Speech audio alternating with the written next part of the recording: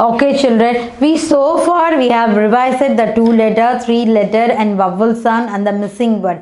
Now we are going to do really very interesting exercise and very useful exercise too. Let's see here.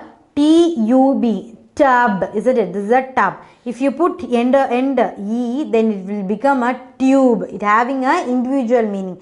Tube. Okay, I am going to put a E here. Tube. Tube. Okay, now I am going to add E here. K-I-T, kite, yes, kite, E. If you put E means then it will become a kite. If you see C-U-B, it's a cub. If you put E means then it will become cube.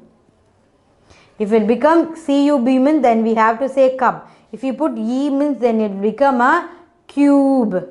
This is a cap, isn't it? This is a cap. This is a cape. Cape. This is a robe. Yes, the robe. If you put E means it also sounds like a robe. This is a back.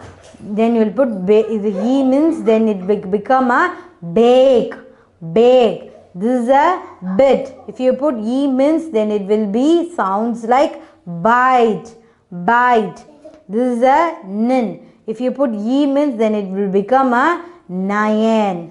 Okay, let's see one more time. This is a tub. If you put E means then will become a tube. Okay, if 3-letter word means we are telling the tub. If it become a 4-letter, now we are dividing the 2 like this 2-letter. Tube. Okay, we are just dividing the 2 letter. This is a kite. C-U, cube.